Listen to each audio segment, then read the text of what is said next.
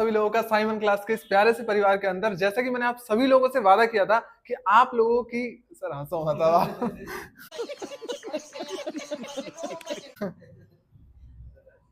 तो स्वागत है आप सभी लोगों का साइमन क्लास के इस प्यारे से परिवार के अंदर। जैसा कि मैंने आप सभी लोगों से वादा किया था कि पिछली वीडियो के अंदर मैंने आप सभी लोगों से कहा था कि जो हमने ज्योग्राफी की जो चैप्टर अभी जो जस्ट मैंने वीडियो अपलोड करी है, उस वीडियो के अंदर मैंने आपसे बोला था कि एक मैप की बहुत ही प्यारी हम एक वीडियो लेके आने वाले हैं।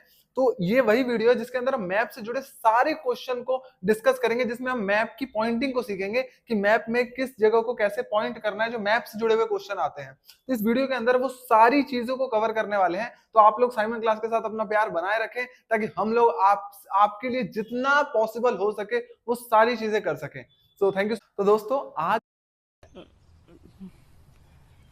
की इस क्लास के अंदर हम शुरू से शुरू करेंगे ताकि आप सारी चीजों को अच्छी तरीके से समझ सकें।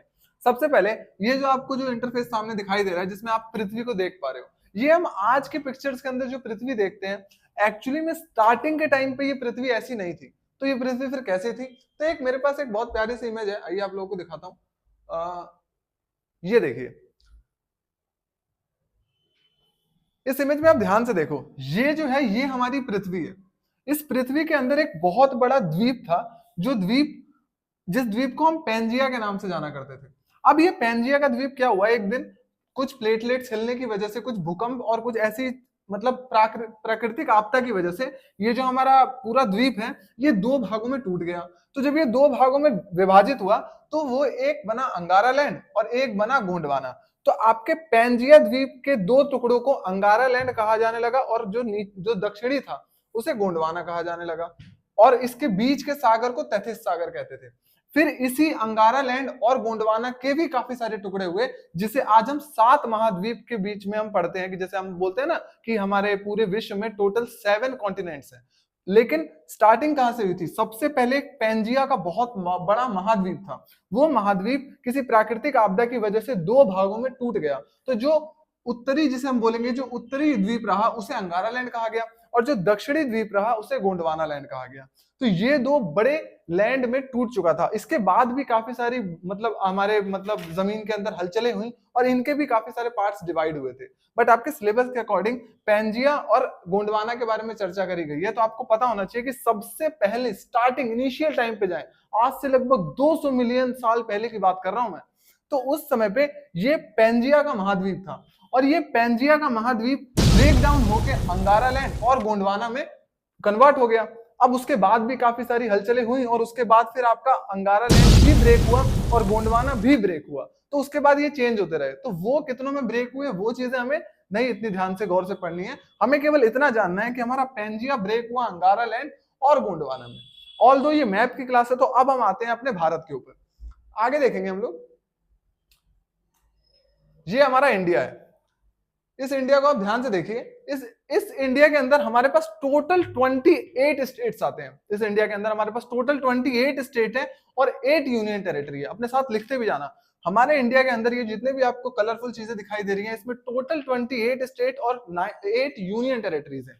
जैसे कि मैं बात करूं, राजस्थान एक स्टेट है, गुजरात एक स्टेट है, महाराष्ट्र एक स्टेट है, उसके नीचे छोटा सा गोवा दिखाई दे रहा है, ये एक स्टेट है, कर्नाटक एक स्टेट है, केरला एक ऐसा स्टेट है, तमिलनाडु, आंध्र प्रदेश, तेलंगाना, छत्तीसगढ़, ये सब के सब स्टेट है। लेकिन कुछ केंद्र शासित प्रदेश होते हैं जिन पे केंद्र का सीधा नियंत्रण होता है। फॉर एग्जांपल भाई हमारा दिल्ली, उसके अलावा ये दमन दीव, उसके अलावा यहाँ पर हमारा पुडुचेरी होगा, ये रहा पुडुचेरी, उसके अलावा ये लक्षद्वीप, उसके अलावा यहाँ पर अंडमान एंड निकोबार दिखाई दे रहा है। तो यानी कि कुछ हमारे जो इंडिया है, इस इंडिया के अंदर टोटल 28 स्टेट यानी 28 राज्य हैं और 8 केंद्र शासित प्रदेश हैं। टोटल 8 केंद्र शासित प्रदेश हैं। हमें इसमें जानने की क्या जरूरत है? ध्यान से देखिए इस पिक्चर को। इस पिक्चर के अंदर आप देख पा रहे होंगे कि इस पिक्चर के अंदर कुछ रेखाएं खींची गई हैं। ये हमारी पृथ्वी है, इस पिक्चर के अंदर कुछ रेखाएं खींची गई हैं। हमारे जो भूगोल के ऊपर काम करते हैं ना, उन्होंने क्या किया, उन्होंने बोला कि यार जो हमारी जो पृथ्वी है इसके ऊपर काफी सारे देश हैं। तो इन सारे देशों की भौगोलिक स्थिति को बताने के लिए ना कुछ लाइन, इमेजिनरी लाइन है, ऐसी कोई भी लाइन एक्चुअल में नहीं है। ये एक इमेजिनरी काल्पनिक रेखाएं खींची गई हैं इन हमारे इसके ऊपर, विश्व के ऊपर, ताकि हम किसी भी देश की भौगोलिक स्थिति को समझ सके कि वो किस जगह पे लाई करता है। ठीक है ना? तो क्या किया, जो भूगोल के क्षेत्र में जो लोग बड़े बड़े मतलब विशेषज्ञ हैं, उन्होंने क्या किया कि हमारे अर्थ के ऊपर हॉरिजॉन्टली, हॉरिजॉन्टली का मतलब होता है जो ऐसे इस टाइप की रेखा होती है सीधी, ठीक है ना, तो हॉरिजॉन्टली रेखाएं उन्होंने ऐसे ऐसे समांतर रेखाएं ऐसे खींच दी, ठीक है, ये पैरेलल है रेखाएं। तो जो हॉरिजॉन्टली रेखाएं खींची गई थी उन रेखाओं को अक्षांश रेखा कहा गया, और कुछ रेखाएं उन्होंने वर्टिकली खींची, तो जो वर्टिकली यानी जो सीधे सीधे खींचा गया वो भी पैरेलल ही है, तो उन रेखाओं को देशांतर रेखा कहा गया। देखिए यहां पर लिखा भी है कि अक्षांश रेखाएं और वहां पर लिखा हुआ है देशांतर रेखाएं, ठीक है। अब इनके बीच में जो ये रेखा, अब एक्चुअली में इन सभी रेखाओं के अपने अपने नाम है, हर एक रेखा का अपना नाम है, इस रेखा का अपना एक नाम होगा, इसका एक अपना नाम होगा, इसका एक अपना नाम होगा।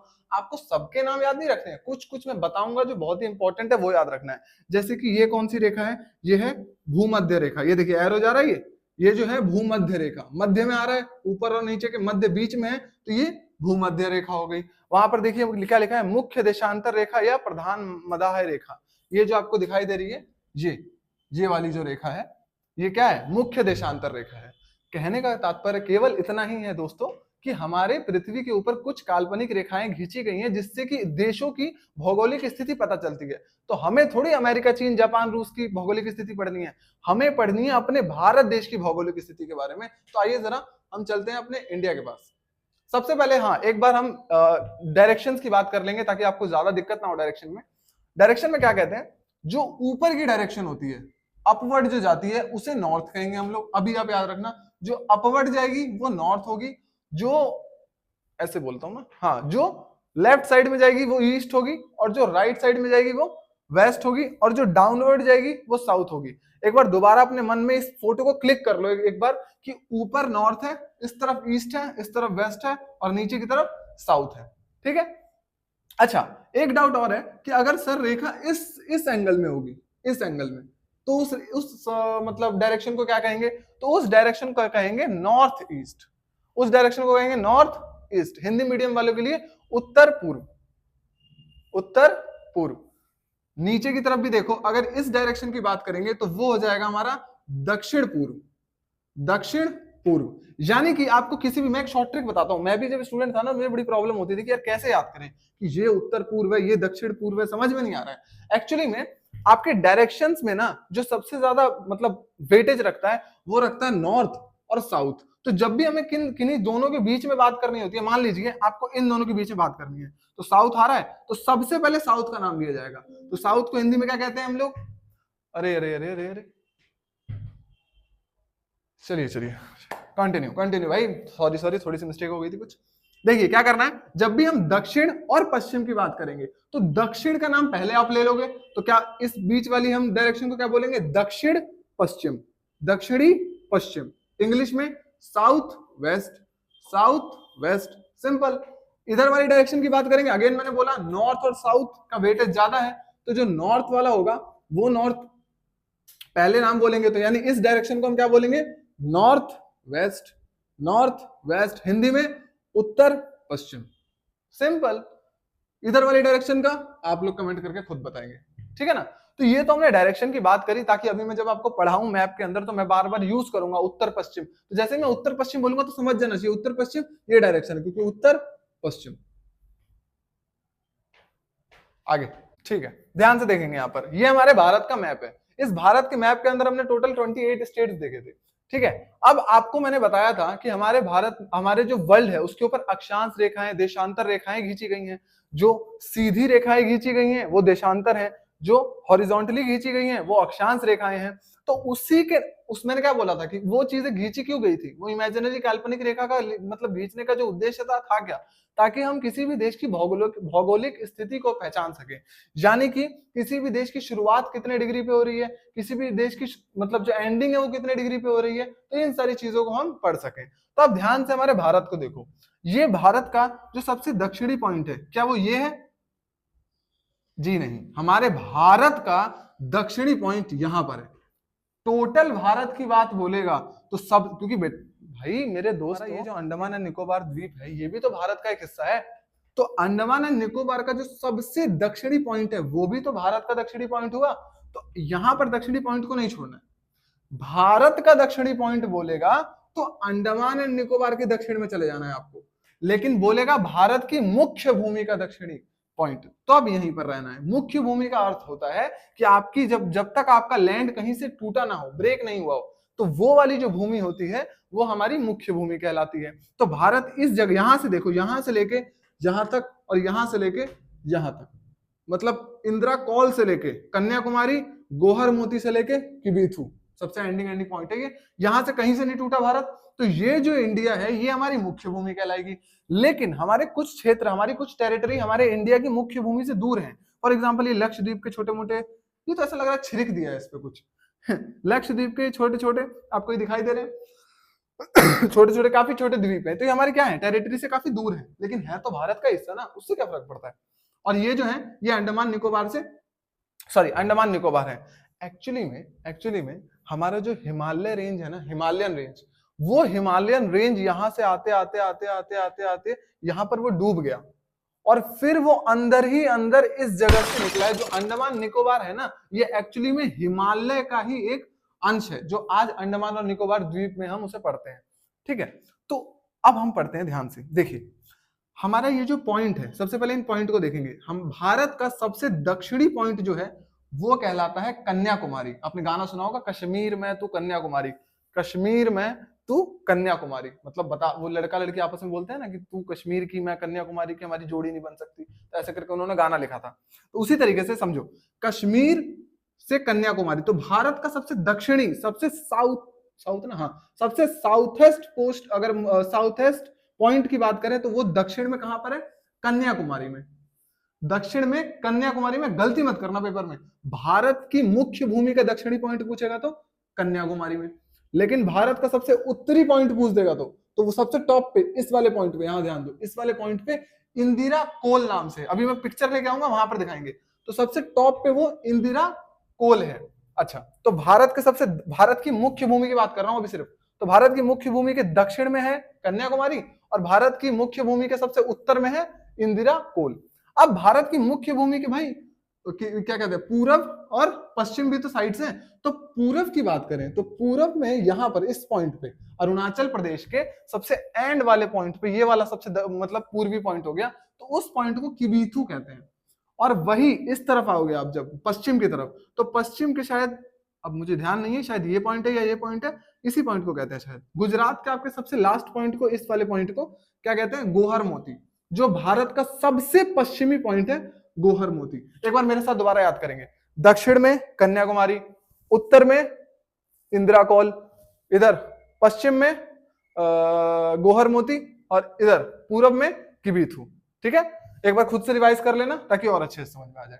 अब मैं आपसे बात करूं कि कन्याकुमारी से लेके इंदिरा कॉल तक का डिस्टेंस कितना है। ये पूरा डिस्टेंस भी तो पूछता है कभी कभी कि भारत की उत्तर से लेके दक्षिण तक की लंबाई कितनी है या दूरी कितनी है, भारत की उत्तर दक्षिण की जो दूरी है या जो उसकी लंबाई है वो कितनी है। तो 3214, 12 का 4 नहीं, 3214 यानी 3120। ध्यान से देखो इस मैप को। अभी हमने क्या बात करा, अभी मैंने बात किया कि सबसे दक्षिणी पॉइंट क्या है, कन्याकुमारी। तो ये कन्याकुमारी, ये पॉइंट आपको जो दिखाई दे रहा है ये पॉइंट ही कन्याकुमारी है। तो कन्याकुमारी कितने डिग्री पे आता है, 8 डिग्री 4 मिनट, 8 डिग्री 4 मिनट। जो हमारा कन्याकुमारी है वो 8 डिग्री 4 मिनट नॉर्थ है। क्यों? क्योंकि जब हम नीचे से ऊपर की तरफ नाप रहे हैं तो आपको याद होगा अक्षांश रेखा, ऐसे ऐसे करके, ये अक्षांश, फिर ये अक्षांश, ऐसे ऐसे करते ये ऊपर जा रही होगी रेखा। तो जब हम नीचे से ऊपर की तरफ नापते हैं तब हम अक्षांश रेखाओं का सहारा लेते हैं। तो सबसे नीचे कौन सी अक्षांश रेखा है, 8 डिग्री 4 मिनट नॉर्थ अक्षांश रेखा है। 8 डिग्री 4 मिनट नॉर्थ अक्षांश रेखा पे टच होता है कौन, कन्याकुमारी। भारत की मुख्य भूमि का सबसे दक्षिणी पॉइंट कितने डिग्री पे टच होता है, 8 डिग्री 4 नॉर्थ पे टच होता है। और वहीं अगर मैं बात करूं भारत का सबसे उत्तरी बिंदु इंदिरा कॉल कितने डिग्री पे टच होता है, तो 37 डिग्री 6 मिनट नॉर्थ पे टच होता है। अच्छा, बात कर लेते पूर्व की, नहीं पहले पश्चिम की बात करेंगे। भारत का सबसे पश्चिमी पॉइंट ये रहा गोहर मोती, ध्यान दे दो यहाँ पर। भारत का सबसे पश्चिमी पॉइंट जो है गोहर मोती, वो कितने डिग्री पे है, 68 डिग्री 7 मिनट ईस्ट देशांतर रेखा।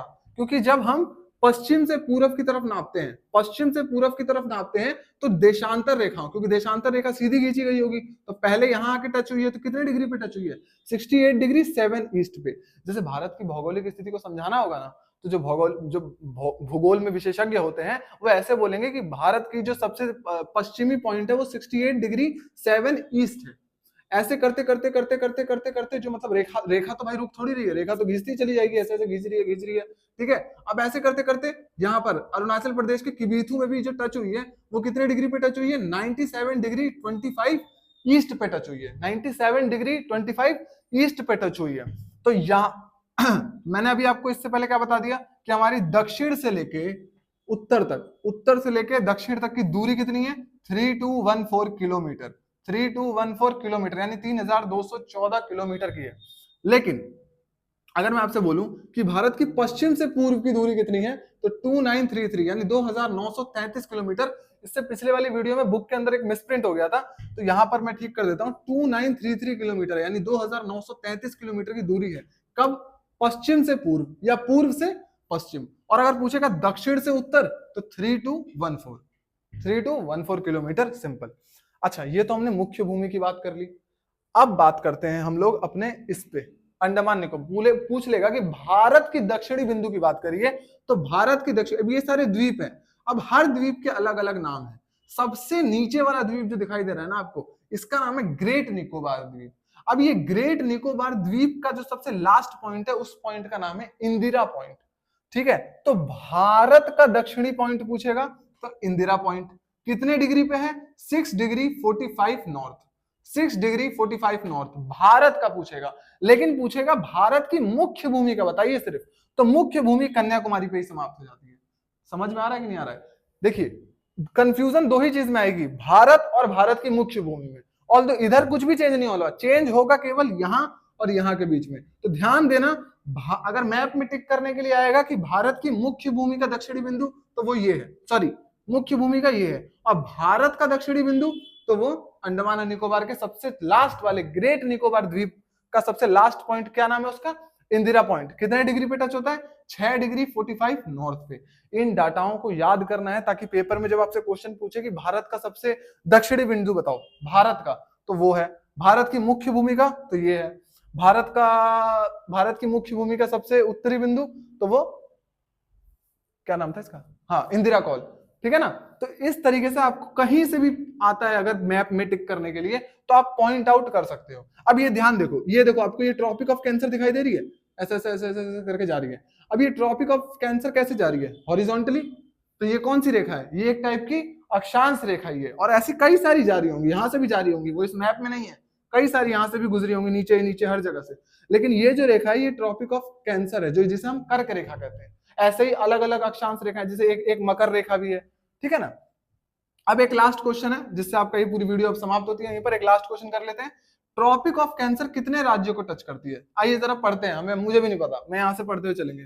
पहला है गुजरात, फिर उसके बाद राजस्थान, उसके बाद मध्य प्रदेश, उसके बाद ये क्या है? छत्तीसगढ़, उसके बाद ये बिहार है ना, झारखंड, उसके बाद ये वेस्ट बंगाल, और इधर त्रिपुरा और मिजोरम। कितने राज्य हो गए टोटल? 1 2 3 4 5 6 7 8।